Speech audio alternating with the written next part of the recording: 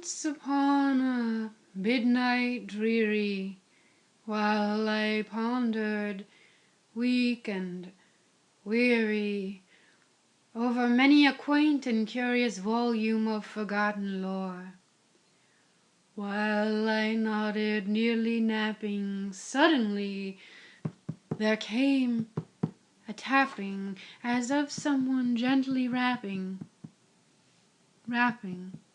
at my chamber door. "'Tis some visitor," I muttered, tapping at my chamber door. Only this, and nothing more.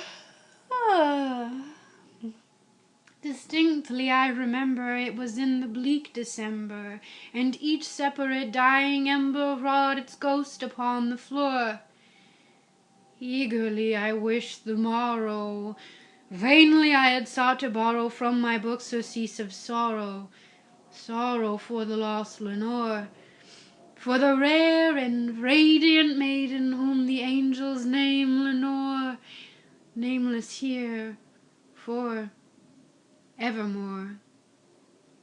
And the silken, sad, uncertain rustling of each purple curtain thrilled me, filled me with fantastic terrors never felt before, so that now, to still the beating of my heart, I stood repeating, "'Tis some visitor entreating entrance at my chamber door, some late visitor entreating entrance at my chamber door. This is it, and nothing more."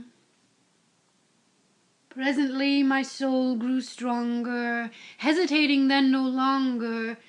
"Sir," said I, "or madam, truly your forgiveness I implore, but the fact is I was napping, and so gently you came rapping, and so faintly you came tapping at my chamber door, that I scarce was sure I heard you.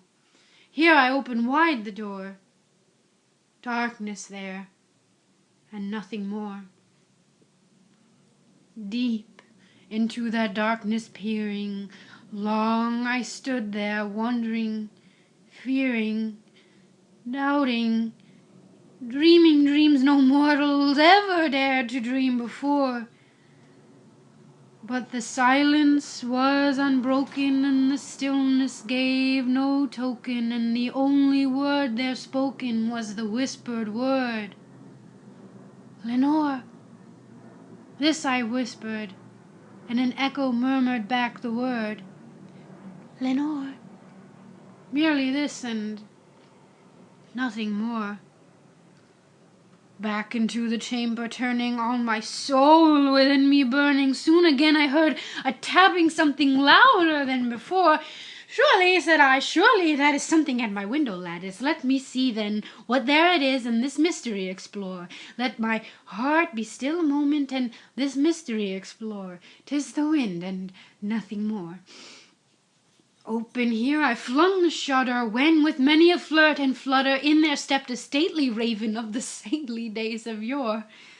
Not the least obeisance made he, not a minute stopped or stayed he, but with mien of lord or lady perched above my chamber door, perched upon a bust of Pallas just above my chamber door, perched and sat, and nothing more.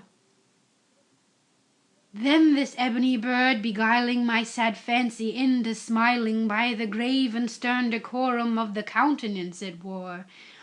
"Though thy crest be shorn and shaven, thou," I said, "art sure no craven, ghastly, grim, and ancient raven, wandering from the nightly shore. Tell me what thy lordly name is on the night's Plutonian shore." Quoth the raven, "Nevermore." Much I marveled this ungainly fowl to hear discourse so plainly, though its answer little meaning, little relevancy bore. For we cannot help agreeing that no living human being ever yet was blessed with seeing bird above his chamber door, bird or beast upon the sculptured bust above his chamber door, with such a name as Nevermore. But the raven, sitting lonely on that placid bust, spoke only that one word, as if his soul in that one word he did outpour. Nothing farther than he muttered, not a feather than he fluttered, till I scarcely more than muttered, "Other friends have flown before. On the morrow he will leave me, as my hopes have flown before." Then the bird said, "Nevermore."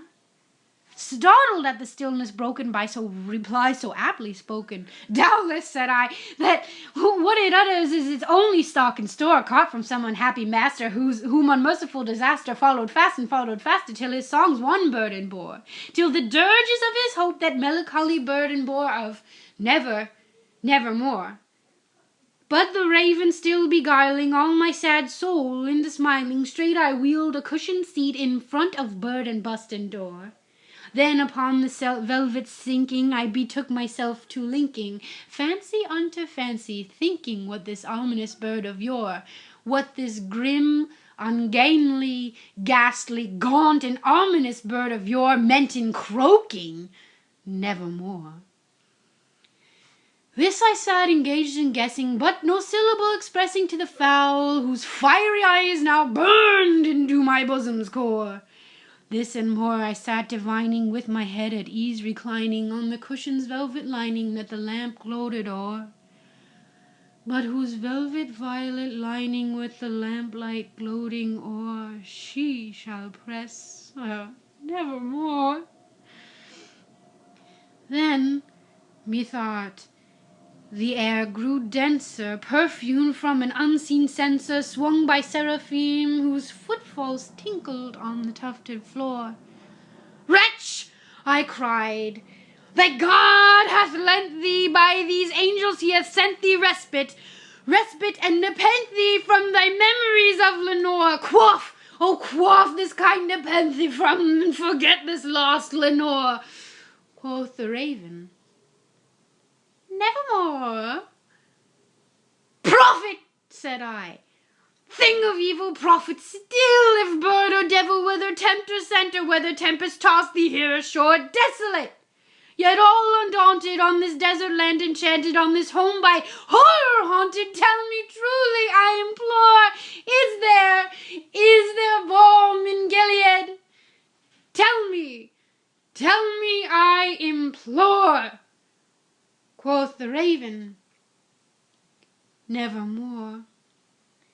"Prophet!" said I, "thing of evil, prophet still, if bird or devil, by that heaven that bends above us, by that God we both adore, tell this soul with sorrow laden, if within that distant Aidenn it shall clasp a sainted maiden whom the angels name Lenore.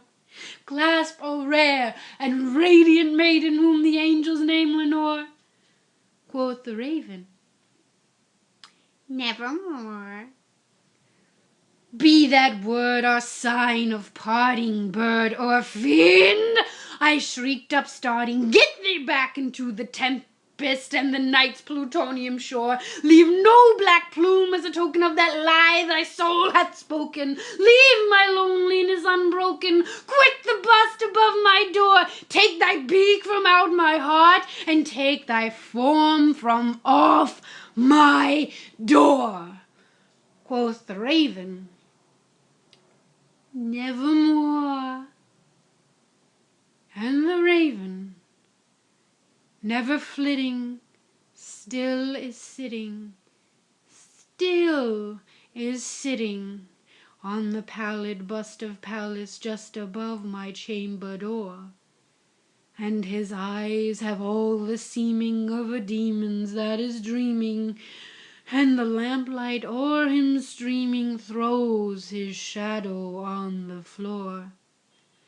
And my soul from out that shadow that lies floating on the floor shall be lifted nevermore.